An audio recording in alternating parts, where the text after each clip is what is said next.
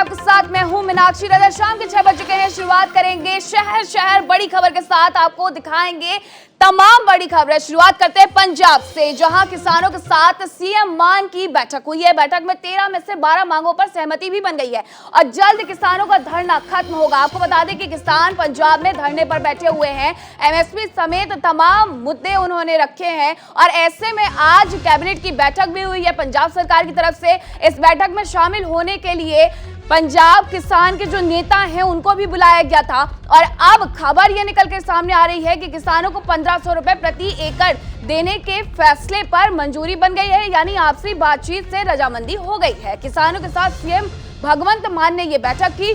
CM के सामने जो मुद्दे उठाए गए किसानों के द्वारा उन्हें मान लिया गया है। और अधिक जानकारी के साथ हमारे सहयोगी सतेंद्र जुड़ गए हैं। सतेंद्र, जिस तरीके से पंजाब में बवाल मचा हुआ था, किसान अपनी बातों को लेकर के मार्च निकाल रहे थे, साथ ही धरना प्रदर्शन भी कर रहे थे, अब ऐसे में सहमति बन गई है और क्या कुछ अपडेट है? मीनाक्षी, मैं यहाँ पे ये बताना चाहूंगा कि एक सबसे पहली बात तो ये है कि आम आदमी पार्टी की जो सरकार है वो एक बार फिर से बैकफुट पे गई है, क्योंकि पहले भी कई फैसले लिए गए इनके द्वारा और हर बार शाम होते होती है अगले दिन तक वो फैसले वापस लिए जाते हैं। और किसानों को भी यही उम्मीद थी कि हमने जो धरने का ऐलान किया है और शायद हमारी इस पर बात बन जाएगी तो कल तक इस पर कोई फैसला आ जाएगा, और वही हुआ है कि मान सरकार ने किसानों की बातें मान ली है। मंत्री कुलदीप धालीवाल ने जाके किसानों को एक खुशखबरी दी कि आपकी बातें मान ली गई हैं। इनकी टोटल 13 मांगे थी, 13 मांगों में से 12 मांगों को उनको मान लिया गया है, जिसमें से इनकी जो मुख्य मांगे थी जिन पर सहमति बनी है वो था इनके धान की बिजाई के लिए पूरे पंजाब को 2 जोन में बांटा गया है और मूंग पर एमएसपी का नोटिफिकेशन जारी कर दिया गया है। बासमती और मक्की की एमएसपी के लिए केंद्रीय गृह मंत्रालय अमित शाह से मिल रहे हैं। मक्की पर मान सरकार हर हाल में एमएसपी देने की बात कर रही है। गेहूं के बोनस के लिए भी अमित शाह से मुलाकात होगी। किसान को 500 रुपए प्रति एकड़ बोनस मांग रहे हैं। पंचायती जमीनें जो किसानों ने आबाद की हैं उन पर कब्जे को लेकर 23 मई को किसान नेताओं से मीटिंग होगी। यह मीटिंग ग्रामीण विकास एवं पंचायत मंत्री कुलदीप धालीवाल जी करेंगे। किसानों की कर्जा कुर्की वारण के लिए पंजाब सरकार के अफसर ने, या किसानों जो लोन या लिमिट लेते हैं तो उसकी जो रिकवरी करनी होती है तो उस पर भी सहमति बनी है कि कोई भी अफसर किसान के यहाँ उसकी रिकवरी करने के लिए नहीं जाएगा। तो पंजाब सरकार के जो मंत्री कुलदीप धालीवाल है उन्होंने ये जानकारी दी है कि वह किसानों को मोहाली बाईपीएस चौक पर लगे मोर्चे में जाएंगे और शाम तक ये मोर्चा जो है ना खत्म होने की उम्मीद है कि ये मोर्चा अब यहाँ से खत्म कर दिया जाएगा। मीनाक्षी, सतेंद्र, इस पूरे मुद्दे पर सीएम भगवंत मान ने साफ तौर पर ये कहा था कि मैं खुद किसान का बेटा हूं, किसानों का जो दुख दर्द है, जो तकलीफ है वो मैं समझता हूं। तो क्या यही वजह रही कि उन्होंने किसानों की दुख तकलीफ को समझा और इसे ज्यादा लंबा नहीं खींचने दिया, तुरंत सॉल्व कर दिया? नहीं मीनाक्षी, देखो यहाँ पे देखने वाली बात ये होगी कि ये तो आज, चलो अब छोटी सी बात करते हैं कि आज इन्होंने अपनी कुछ मांगों के लिए उनकी परेशानी को समझा मान साहब ने। ये बहुत अच्छी बात है क्योंकि वो उन्होंने कल ही कह दिया था कि किस फसल में कितना नुकसान होता है, क्या होता है, क्योंकि उन्होंने भी फसल की है, वो बाकी भी किसान के बेटे हैं तो उन्होंने समझा। ये बहुत अच्छी बात है, लेकिन कहीं ना कहीं मैं खुद पर्सनली ये कहना चाहूंगा कि किसानों का ये रवैया बिल्कुल ठीक ना, क्योंकि पंजाब में जाम लगा देना, सड़कें जाम करना, आम लोगों को परेशानी पैदा होना। हाँ ठीक है सतेंद्र, अभी जो परेशानियां थी वो सॉल्व हो गई हैं। बहुत शुक्रिया आपका तमाम जानकारी के लिए। और अब बात करेंगे दिल्ली की, जहां उपराज्यपाल का इस्तीफा, सूत्रों के हवाले से ये बड़ी खबर है। एलजी अनिल बैजल का इस्तीफा सामने आया है। उन्होंने राष्ट्रपति को अपना इस्तीफा भेजा है। तो इस वक्त की सूत्रों के हवाले से हम आपको बड़ी खबर बता रहे हैं, जहां दिल्ली के एलजी अनिल बैजल ने अपना इस्तीफा जो है वो राष्ट्रपति रामनाथ कोविंद को भेज दिया है। आपको बता दें कि उनका जो 5 साल का कार्यकाल था वो 31 दिसंबर 2021 को समाप्त हो चुका है। हालांकि दिल्ली के जो एलजी होते हैं उनका कोई कार्यकाल नहीं होता है, लेकिन अब उन्होंने अपना इस्तीफा सौंप दिया है। इस्तीफा देने की वजह जो है वो निजी कारण बताए जा रहे हैं। तो सूत्रों के हवाले से ये बड़ी खबर, जहां दिल्ली के उपराज्यपाल अनिल बैजल ने राष्ट्रपति को अपना इस्तीफा भेजा है। आपको बता दें कि दिल्ली सरकार और उपराज्यपाल के बीच लगातार टेंशन बरकरार रहता था, जहां 1000 बसों की जांच को लेकर भी उन्होंने आदेश दिए थे।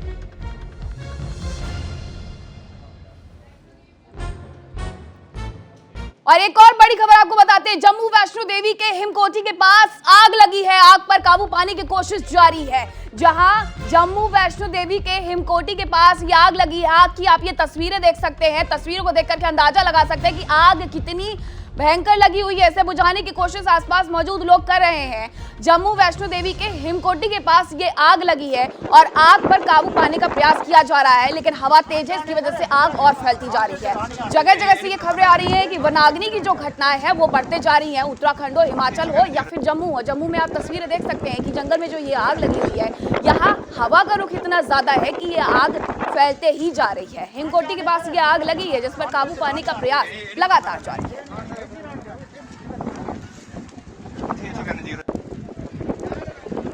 तस्वीरें देखिए जिसमें हवा का रुख और हवा की आवाज आप साफ तौर पर समझ सकते हैं कि किस तरीके से ये आग को और ज्यादा भड़का रही है। और अधिक जानकारी के साथ हमारे सहयोगी ज्योति पचनंदा जुड़ गए हैं। ज्योति, क्या वजह रही आग लगने की और क्या अब इस पर काबू पा लिया गया है? देखिए, अभी आग पर पूरी तरह से काबू तो नहीं पाया गया। अगर आग पर काबू पा लिया गया होता तो यात्रा अभी तक सुचारू रूप से चल रही होती। लेकिन जो नया ट्रैक है, जिस ट्रैक पर ये बैटरी कार जो है इनकी वो चलती हैं, वो ट्रैक पूरी तरह से बंद कर दिया गया है। जो ओल्ड ट्रैक्स हैं, जो पहले अर्धकुंवारी से होकर ऊपर हाथी मत्था की तरफ से सांझी छत की तरफ से जाता था, वो ट्रैक अभी चल रहा है। लेकिन ये जो ट्रैक जिस पर बैटरी कार ऑपरेट होती थी, ये बैटरी कार आज सुबह से बंद है। श्रद्धालु सारे पुराने ट्रैक से जो गए हैं वहां से जा रहे हैं। ये ट्रैक बंद है। आग पर अभी पूरी तरह से काबू नहीं पाया गया, लेकिन श्री माता वैष्णो देवी श्राइन बोर्ड की अपनी डिजास्टर मैनेजमेंट की टीम्स हैं, क्विक रिएक्शन टीम्स हैं, जो आग पर काबू पाने का प्रयास कर रही हैं। इनके पास सभी तरह से इक्विपमेंट्स हैं, क्योंकि पहली बार ऐसा नहीं है कि इन जगहों पर आग नहीं लगी है। लेकिन जैसे प्रचारित किया जा रहा है कि किसी भी तरह का कोई सिगरेट, बीड़ी या ऐसी जगहों पर जंगलों में नहीं पीनी चाहिए या नहीं फेंकनी चाहिए। और यहाँ तो वैसे भी ये चीजें प्रतिबंधित हैं, फिर भी कई लोग किसी तरह ना मैनेज करके ले जाते हैं।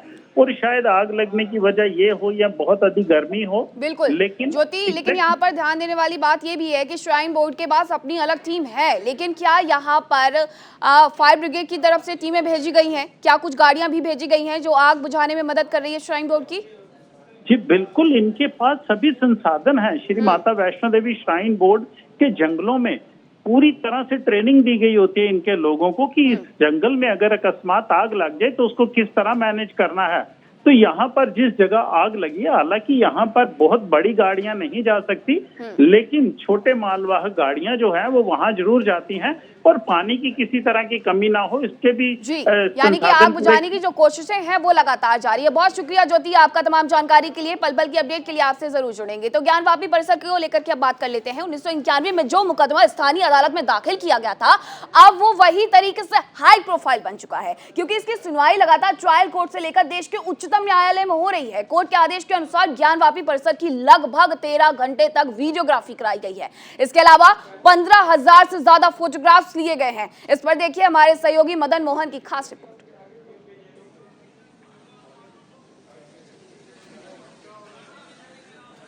2021 में 4 वाराणसी की महिला और 1 दिल्ली की महिला ने जो है बात दाखिल किया था civil court senior division Varanasi के यहाँ पर, जिस पे उन्होंने मां सिंगार गौरी में नियमित रूप से पूजन अर्चना की मांग की थी। और साथ ही साथ कहा था कि उसमें जो है ना वीडियोग्राफी और सर्वे का कार्य जो है कराया जाए, जिस पर सिविल कोर्ट सीनियर डिवीज़न ने जो है 3 अप्रैल को एक आदेश दिया, जिसमें सर्वे और वीडियोग्राफी की बात कही गई और उसमें कहा गया कि 3 दिन के अंदर रिपोर्ट सबमिट करके आना है, जिसकी नियत तारीख जो है 6 अप्रैल रखी गई।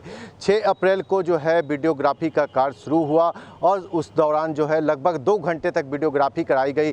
वीडियोग्राफी के बाद जो है वहाँ पर जो चीज़ें निकल कर के आई, जैसा कि हिंदू पक्षकार ने कहा कि वहाँ पर जो है बाहर के जब पश्चिमी दीवार की बाहरी के हिस्से की जब वीडियोग्राफी कराई गई तो वहाँ पर कुछ हिंदू देवी देवताओं के विग्रह मिले। इसके बाद जो है अधिवक्ता कमिश्नर जो न्यायालय ने जिनको नियुक्त किया था अजय कुमार मिश्रा को है, उसके बाद जो है अगले दिन जो है अधिवक्ता कमिश्नर जो है न्यायालय पहुंचते हैं और आकर के जो रिपोर्टें जो इनको सबमिट करनी थी, 3 दिन का जो समय दिया गया था उस रिपोर्ट को जो सबमिट करनी थी, लेकिन पूरा सर्वे पूरा न होने के कारण जो है अधिवक्ता कमिश्नर ने अपनी रिपोर्ट लगाई और उसमें कहा कि मुस्लिम पक्षकार इसमें सहयोग नहीं कर रहे हैं। फिर से जो है वीडियोग्राफी का कार्य शुरू हुआ। लगभग 3 दिन तक वीडियोग्राफी वहाँ पे हुई। 3 दिन के बाद कई सारे चीज़ें जो है वहाँ पे मिली। हिंदू पक्षकार का जो है अलग दावा था, वहीं मुस्लिम पक्षकार का अलग दावा था। हिंदू पक्षकार जो है ये कह रहे थे कि वहाँ पर जो एक वज़ू खाना है, वज़ू खाने के अंदर जब सर्वे का कार्य जब पूरा हुआ, पानी जब उसकी निकाली गई तो वहाँ पर जो है एक शिवलिंग मिलने का दावा किया, जबकि मुस्लिम पक्षकार जो है इसको, यानी मुस्लिम पक्षकार अंजुमन इंतजामिया जो है उसे जो है कहा जाए तो फव्वारा बता रहा है। तो इन सब तमाम चीज़ों को लेकर के कोर्ट में जो है लगातार जो है बातें कही गई और उसके बाद जो है लगातार कोर्ट में जो है इस तरह की सुनवाई हो रही थी। और सुनवाई के बाद जो है रिपोर्ट से जब सबमिट करनी थी तो रिपोर्ट सबमिट करने में जो है काफ़ी टाइम उसमें लग रहा था, इसलिए करके के अधिवक्ता कमिश्नर ने 2 दिनों का और अतिरिक्त समय कोर्ट से मांगा। अगर कहा जाए तो एक नए केस जो है दर्ज हो रहे हैं। अभी तक फ़िलहाल कहा जाए तो 4 केसेस थे, लेकिन एक और 5वां केस भी जो है इसमें आ गया, जिसमें एक लखनऊ के कुलदीप तिवारी ने एक याचिका दाखिल की है, जिसमें उन्होंने कहा है कि जब वहाँ पर शिवलिंग निकले हैं तो उस शिवलिंग का श्रृंगार होना चाहिए, पूरी पूजा आरती होनी चाहिए, विधिवत पूजा होनी चाहिए। तो इस पे हालांकि कोर्ट ने अभी कोई सुनवाई नहीं की है और फिलहाल जो है ये याचिका डाली गई है। तो इन सब चीज़ों को लेकर के नित्य दिन जो है कोर्ट लगातार इस पर जो है सुनवाई भी कर रहा है। और शहर बड़ी खबर में अब बात करेंगे पटियाला की। जिला के राजपुरा में धार्मिक स्थान को बदलने का मामला गर्माता जा रहा है। प्रशासन ने एसडीएम की अगुवाई में हिंदू और सिख संगठनों के नेताओं के साथ बैठक कर उनकी बात सुनी। हिंदू पक्ष का कहना है कि पहले यहाँ हिंदू और सिख समाज के लोग सेवा निभा रहे थे। इस मसले पर जहां मुस्लिम समुदाय के लोग इस बात पर अड़े हैं कि यहाँ पर मस्जिद है, तो वहीं दूसरी तरफ हिंदू और सिख समुदाय के लोग इसे एक पुरानी सराय बता रहे हैं। नमस्कार जी, मैं हूं जसबीर सिंह, आप देख रहे हो न्यूज़ इंडिया। हमारे साथ है राजपुरा के एमएलए मैडम नीना मित्तल। बात करते हैं, राजपुरा में एक बहुत बड़ा इशू खड़ा हुआ है मस्जिद को लेके। मैडम, राजपुरा में एक मस्जिद को लेके इशू चल रहा है, क्या मामला है? देखिए, मेरे भी ध्यान में अभी आया, मेरे पास कुछ लोग आए थे, तो ये हमारे एसडीएम साहब देख रहे हैं, डीएसपी साहब देख रहे हैं, प्रशासन पूरा मुस्तैद है इस मसले पे और हमारी पूरी कोशिश ये है कि राजपुरा का माहौल शांत रहे। और राजपुरा में हम लोग आई थिंक हिंदू, मुस्लिम, सिख, ईसाई सब लोग मिलके रहते हैं, ऐसी कोई भी बात नहीं। ये कुछ शरारती लोग हैं जो माहौल ख़राब करना चाह रहे हैं। बहुत जल्दी पिक्चर सामने आ जाएगी कि ये कौन लोग हैं और किस पर्पज़ से यहाँ का माहौल ख़राब कर रहे हैं। देखिए, वो जो उस दिन मार्च निकाला था, जो पटियाला में घटना हुई थी, उसलिए एक मैसेज देना था हमने। पुलिस फ्लैग मार्च निकाल रही थी, बट हमारे सब लोगों ने मिलके सोचा कि एक मार्च हमें भी निकालना चाहिए, कि एक मैसेज देना चाहिए कि हम आपस में एक हैं। तो राजपुरा की एकता को हम कभी भी खंडित नहीं होने देंगे। मैंने आपको पहले भी बोला कि जो शरारती लोग हैं, जो माहौल ख़राब करना चाहते हैं, उनका जल्दी पर्दाफाश होगा। और हमारे एसडीएम साहब बहुत अच्छी तरह से इसकी इंक्वायरी कर रहे हैं। जल्दी ही इसको सेट करके राजपुरा का माहौल में हम कोई भी गड़बड़ नहीं होने देंगे, राजपुरा में शांति ही रहेगी। ये थे हमारे साथ नीना मित्तल जी। इनका कहना है कुछ शरारती अंसर है जो ये हरकतें कर रहे हैं, हम जल्दी ये मामला सोल्व कर लेंगे। मस्जिद और जो हिंदुओं का आपस में मामला है वो जल्द सोल्व कर लेंगे। कैमरामैन आकाश के साथ जसबीर सिंह, चंडीगढ़। फिर पद्मावत, उसके बाद पानीपत और अब पृथ्वीराज फिल्म को लेकर राजस्थान की धरा एक बार फिर इतिहास के तथ्यों को लेकर उलझती नजर आ रही है। ताजा विवाद पृथ्वीराज चौहान की जाति को लेकर हुआ है। इस पर 2 जातियों में जुबानी जंग छिड़ी है। राजस्थान की 2 कद्दावर जातियों राजपूत और गुज्जर पृथ्वीराज पर अपना हक जता रहे हैं। हजारों पुस्तकें हैं इतिहास की, भरी पड़ी है। कौन सी पुस्तक में से आप हटाओगे? सम्राट पृथ्वीराज चौहान जी पर पिक्चर बन रही है, बहुत बढ़िया बात है। भी राजा महाराजाओं पर पिक्चर बने, पर इतिहास के साथ तोड़ मरोड़ करके प्रस्तुत किया जाए और खाली पृथ्वीराज लिखा जाए, ये जचने वाली बात नहीं है, ये नहीं चलेगा। ये फिल्मी भांड है जो अक्सर इतिहास को तोड़ मरोड़ करके प्रस्तुत करके नमक मिर्च डाल करके, इनका पैसे कमाने का काम है। पैसे कमाएं, कुछ भी करें, पर जो वीर योद्धा हुए हैं, जो इस देश को जिन्होंने अपने खून से सींचा है, कम से कम मैं हाथ जोड़ करके विनती करता हूं कि उन पर आप इतिहास के ऊपर उन पर फिल्म बनाते हो तो कम से कम उनका तो सही दर्शाए। उनको सही नहीं दर्शाओगे तो देखो, मां पद्मावती सुप्रीम कोर्ट के आदेश के बावजूद आज तक 4 प्रदेशों में नहीं चली। चौहान को मैं एक हिंदू सम्राट के रूप में देखता हूं, जिसने सनातन संस्कृति की रक्षा के लिए अपनी प्राणाहुति दी है। तो उनका मैं कहूंगा कि वो ग्रेट शासक थे, वो एक महान शासक थे। और पृथ्वीराज चौहान के उस महान विराट चरित्र को चरितार्थ करती हुई एक फिल्म आ रही है पृथ्वीराज के ऊपर, जो चंद्रप्रकाश द्विवेदी जी ने बनाई है। निश्चित रूप से वो फिल्म आप और हम सबको देखनी भी चाहिए। सर, विवाद तो हर फिल्म के अंदर हो रहा है आजकल। ऐतिहासिक पात्रों पर जो फिल्म बन रही है उस पर विवाद हो रहा है, लेकिन विवाद से परे भी उसको जिस रूप में दिखाया गया है वो एक अच्छी बात है। मैं फिर कह रहा हूं कि पृथ्वीराज चौहान को या किसी भी हिंदुस्तान के योद्धा को या किसी एक राष्ट्रीय व्यक्तित्व को जातियों में बांटना ठीक नहीं है। ऐसा करने से उनके प्रति जो श्रद्धा है, आज पूरे भारत भर में उनके प्रति श्रद्धा है, भारत भर में उनका सम्मान है। यदि जातियों तक सीमित कर लिया तो सम्मान और श्रद्धा आप कहीं ना कहीं कम कर रहे हैं, और ये अन्याय है उस चरित्र के साथ में, वो गलत है। पृथ्वीराज मूवी का टीजर आया है, वो टीजर में पृथ्वीराज रासो जो महाकाव्य लिखा गया था चंद्रवरदाई के द्वारा, उसके आधार पर यह पिक्चर बनाई गई है। क्योंकि चंद्रवरदाई की जो महाकाव्य है वो कहीं न कहीं काल्पनिक है। काल्पनिक इसलिए है कि जो इतिहास के जो उपलब्ध शिलालेख के आधार पर जो शोधकर्ताओं ने माना है कि पृथ्वीराज रासो जो महाकाव्य लिखा गया था चंद्रवरदाई के द्वारा, ये महाकाव्य 400 साल बाद में लिखा गया है। जो पृथ्वीराज चौहान जी जो थे, गुर्जर सम्राट पृथ्वीराज चौहान जी, उसके 400 साल बाद में लिखा गया, और ये पिंगल भाषा में लिखा गया। पिंगल भाषा राजस्थानी और ब्रज भाषा का मिश्रण है।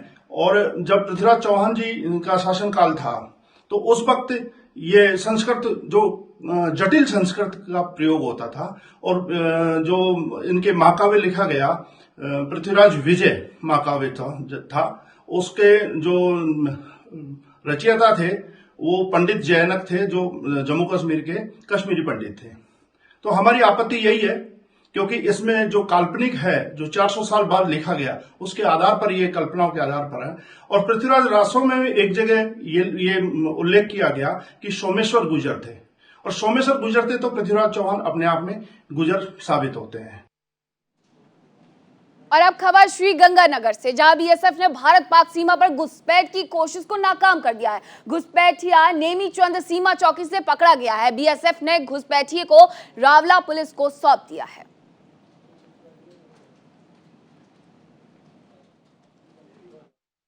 दिनांक 17/5/2022 की रात्रि करीब 11:30 बजे के आसपास बीएसएफ के एसआई नारायण सिंह ने बीओपी नेमीचंद पाक नागरिक जो जीरो लाइन से इंडिया की तरफ आ गया था, जिसका नाम बीएसएफ ने गिरफ्तार करने के बाद पूछा तो अपना नाम आशाक पुत्र गुलाम मोहम्मद,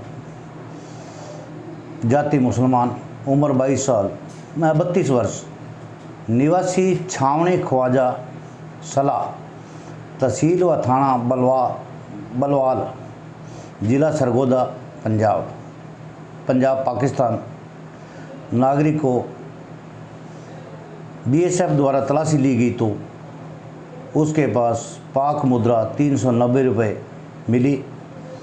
बीएसएफ द्वारा पाक नागरिक का हॉस्पिटल से मेडिकल करवाकर पुलिस थाना रावला के श्री नारायण सिंह एसआई द्वारा सुपुर्द किया। और शहर बड़ी खबर में अब रुक करेंगे राजस्थान का, जहां बूंदी में राज्य सरकार द्वारा जिले के रामगढ़ विषधारी वन्य जीव अभ्यारण्य के टाइगर रिजर्व का नोटिफिकेशन जारी करने के साथ ही जिले वासियों में हर्ष की लहर दौड़ पड़ी है और चारों ओर खुशी का माहौल है। राज्य का चौथा टाइगर रिजर्व रामगढ़ अभ्यारण्य में स्थापित होने जा रहा है। इस घोषणा के साथ बाघों की आबादी में भी बढ़ोतरी में खासी मदद मिलेगी। रामगढ़ विषधारी टाइगर रिजर्व की खासियत इसका पारिस्थितिकी तंत्र और बाघों के अनुकूल वातावरण है। साथ ही ये संरक्षित क्षेत्र भेड़िया, तेंदुआ, भालू, सियार और लोमड़ी जैसे जंगली जानवरों का आदर्श निवास स्थल भी है। रामगढ़ अभयारण्य का जो नोटिफिकेशन जारी हुआ, इसको बूंदी को नए आयाम मिलेंगे। हमारा जो टूरिज्म बढ़ेगा, होटल व्यवसाय, रोजगार के अवसर बढ़ेंगे और हम भी रणथंभौर के बराबर खड़े होंगे। मतलब रणथंभौर से बेटर ही होगा ये जो रामगढ़ अभयारण्य है। और इसमें प्रशासन पूरी तरफ से फॉरेस्ट डिपार्टमेंट का सहयोग करेगा कि ये शीघ्र प्रारंभ हो। और शहर बड़ी खबर में मेरे साथ इतना ही, लेकिन अब से कुछ देर बाद जरूर देखें 10 कदम मेरे सहयोगी रवीश बिष्ट के साथ। नमस्कार।